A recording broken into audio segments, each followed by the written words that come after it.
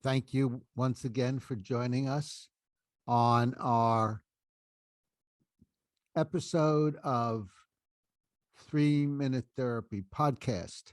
3 Minute Therapy is the name of my book, which discusses REBT, Rational Emotive Behavior Therapy, which I learned from Albert Ellis over many, many years as a client and a therapist and a colleague and a friend. And REBT has a few basic assumptions. The first is where our emotions come from. And although intuitively it seems our emotions come from situations, actually, that's not the way we work psychologically, as Epictetus noticed as a Stoic, that it's never events themselves which cause our emotions, but rather it's our thinking about the events, what we tell ourselves, the ideas in our head, our beliefs, attitudes, viewpoints, opinions cause our emotions, never the situations themselves. And that's a very powerful idea, because if it's you're thinking and you don't like your emotions, you're anxious, depressed, angry, you can change your thinking and thereby change your emotions. But if it's the situation, like you're at a party and everyone's drinking beer and you're tempted,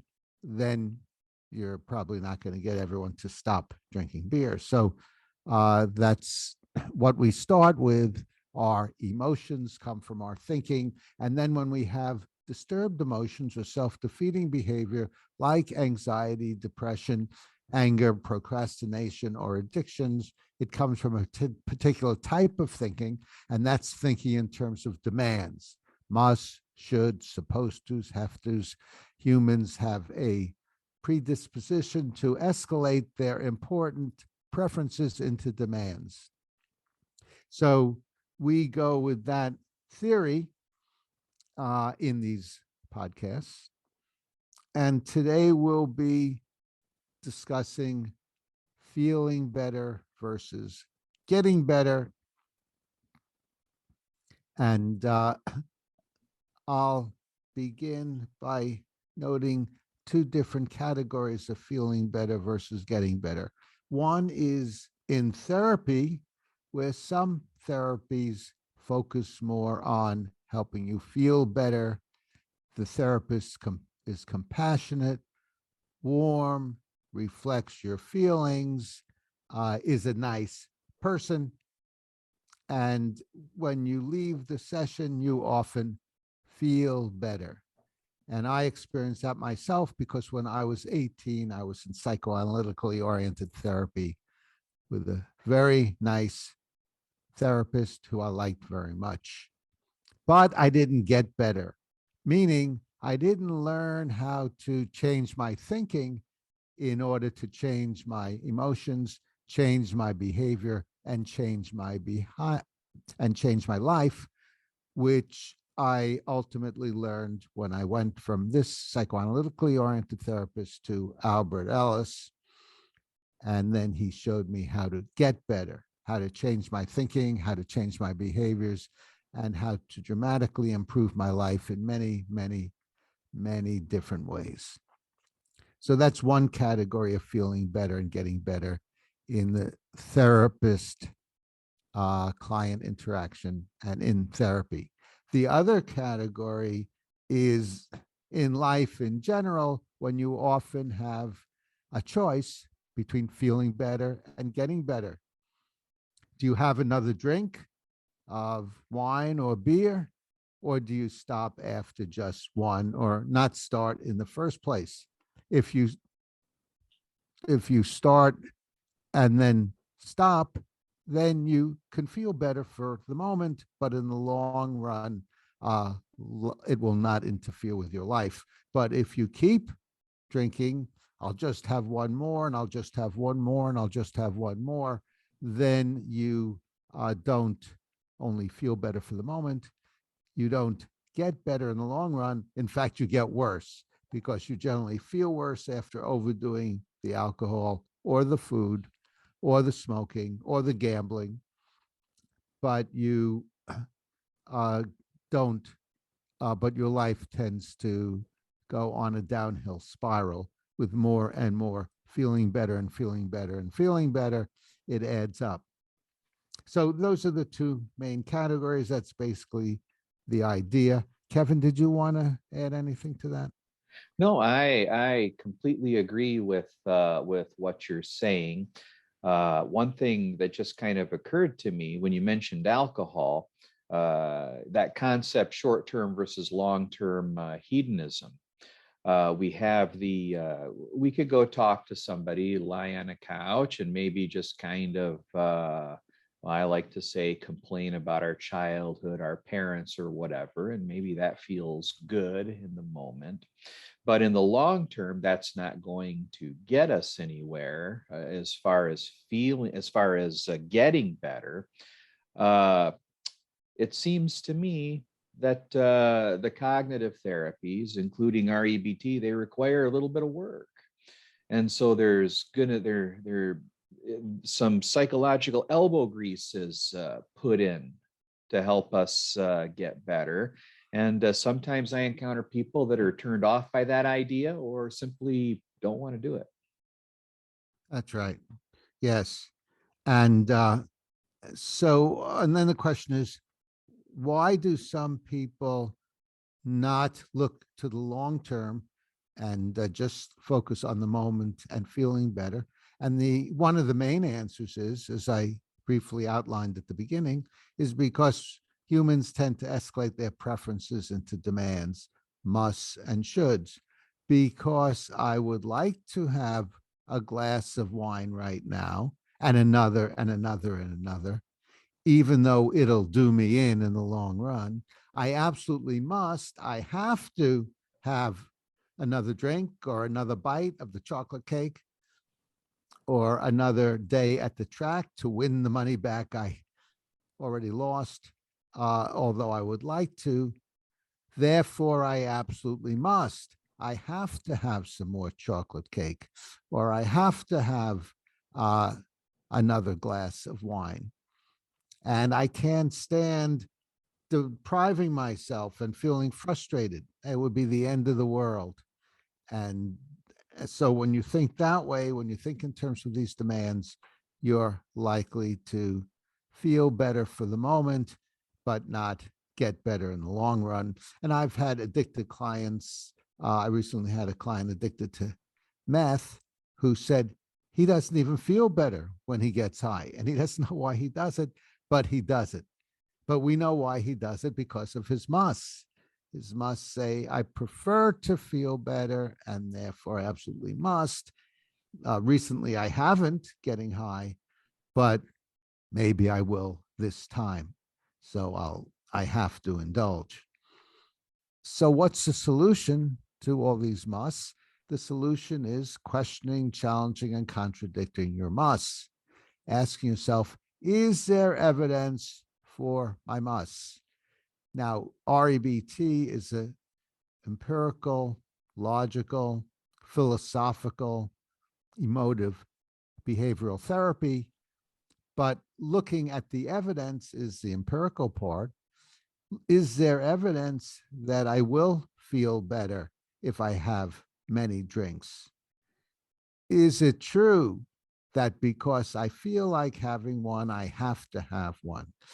Is it logical to say because I prefer to try it again this time, even though last time it didn't help, that I have to, that the must follows from the preference?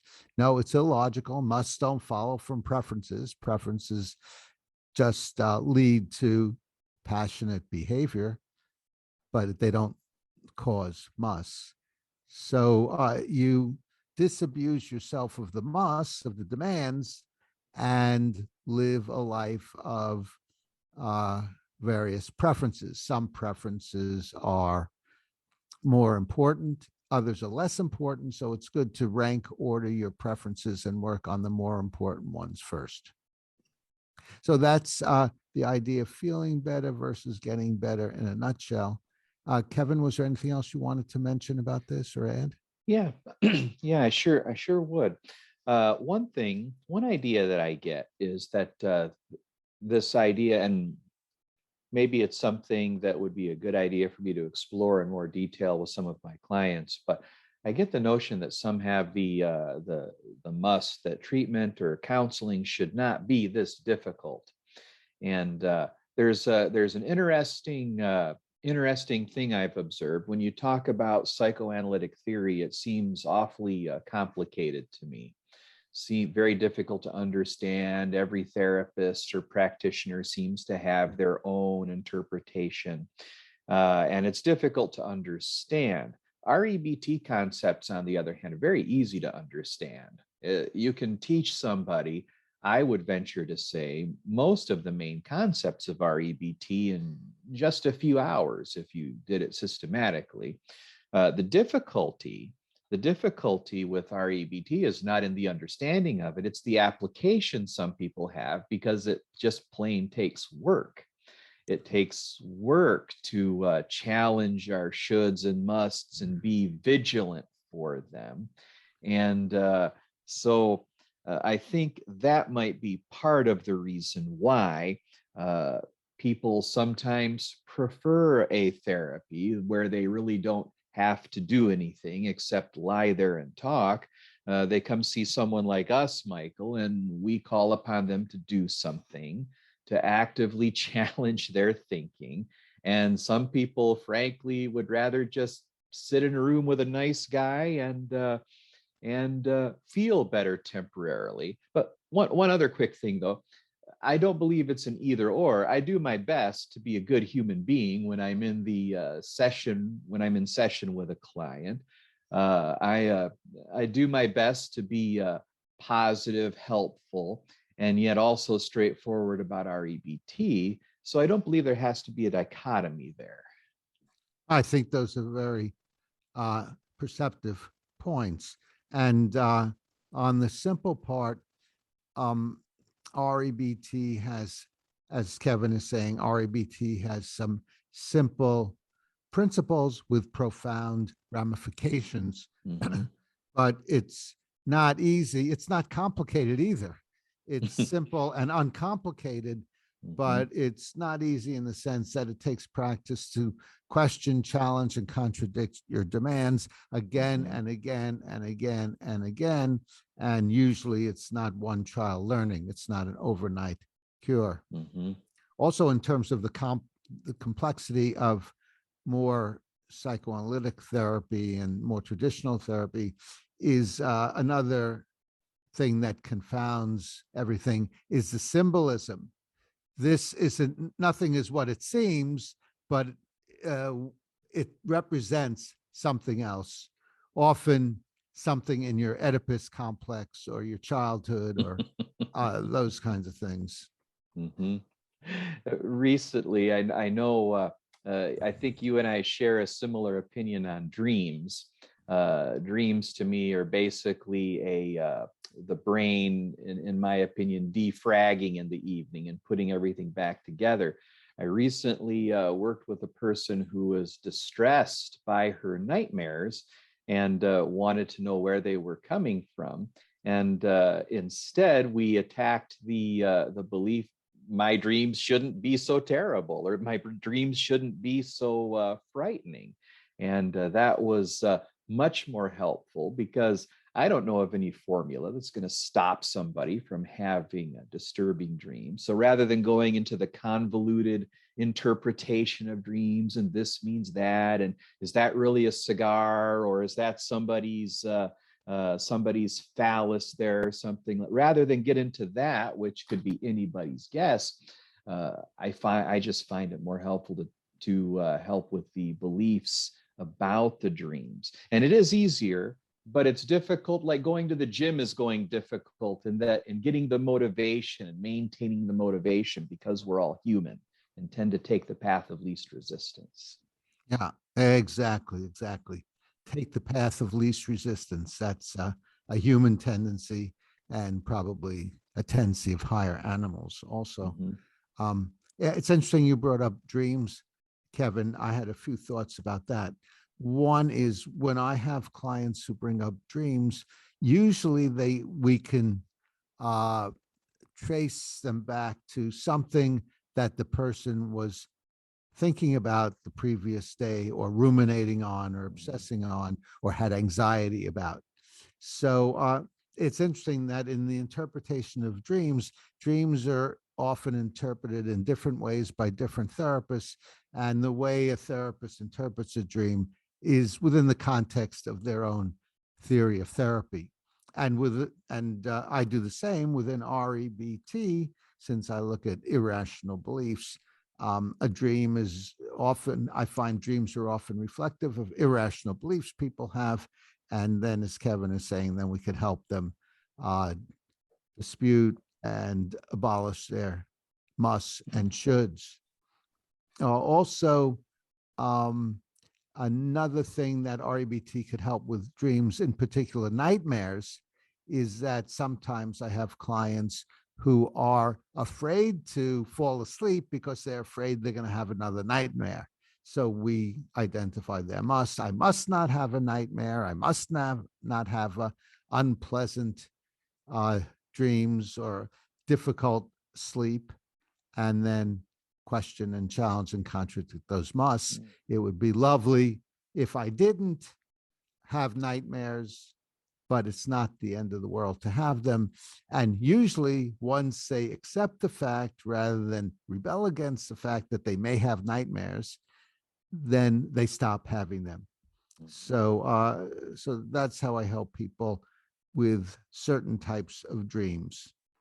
That's an, if I could just throw in, that's a very interesting observation. Quite often, when we give up the must, ironically, we get what we wanted in the first place by demanding. The nightmares start to, we become less preoccupied about having dreams or nightmares rather, and then they tend to go away. Uh, what do you make of these? And I know we're supposed to be talking about getting better, and I guess this falls under that heading. But the idea that dreams can be some sort of manifestation of irrational beliefs. Quite often, I know personally, my dreams make don't seem to make very much sense when I wake up. Uh, can you give me? Do you have an example, Michael, of where dreams could be an manifestation of irrational beliefs?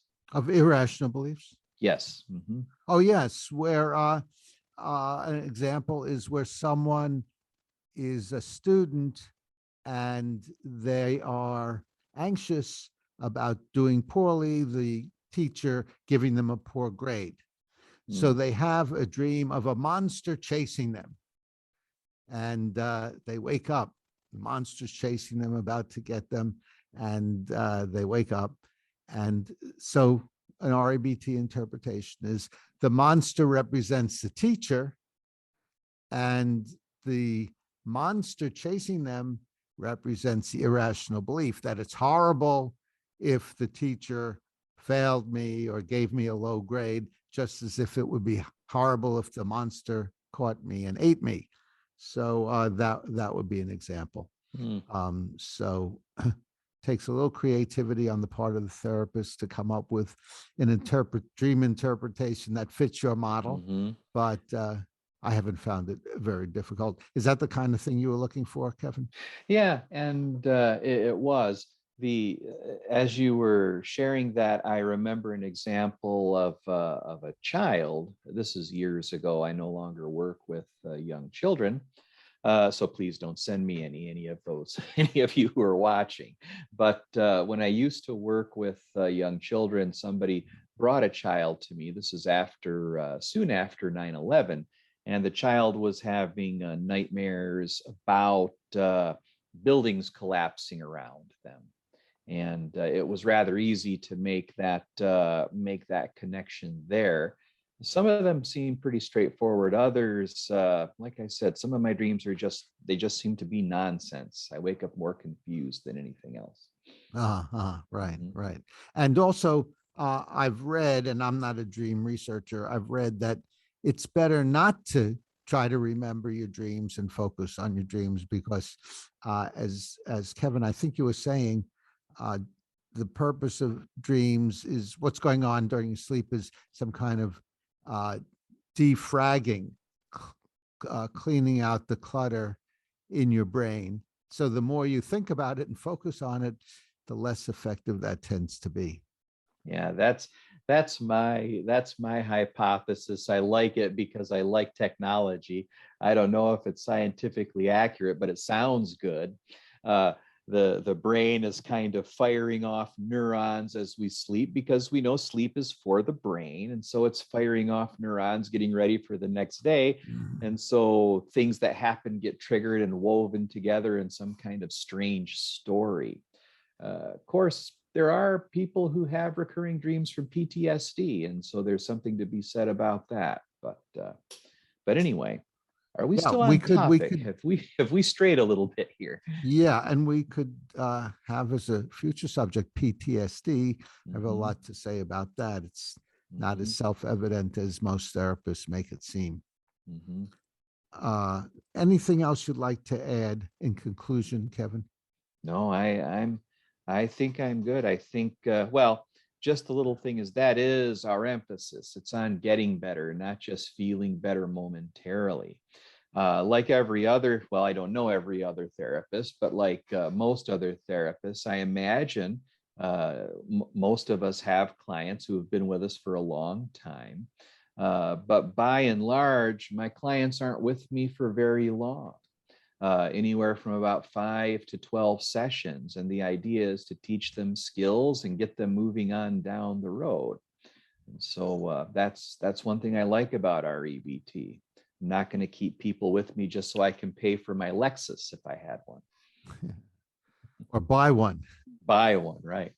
Yeah, Mm-hmm. right, right. We teach people how to be their own therapist. So then, Mm-hmm. as Kevin is saying, they're not dependent on us for months or years. Mm-hmm. Okay, well, thanks very much, Kevin. So that's getting better versus feeling better, and for no extra charge. You heard a little bit about the REBT interpretation of dreams. I would like to mention the subject that we probably, not absolutely, but probably will be discussing next week. And I don't believe in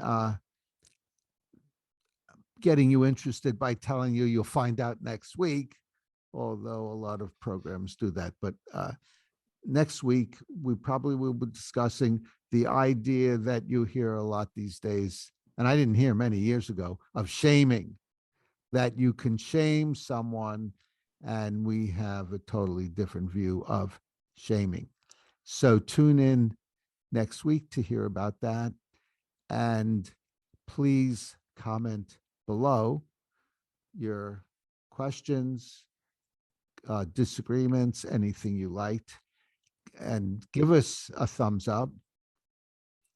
And if you'd like to be a guest or you have a subject, let us know in the comments. Also, please contribute to Patreon to help support our work, and identify your musts and shoulds, question them, and watch our 3 Minute Therapy podcast every week to stay on the rational side of life.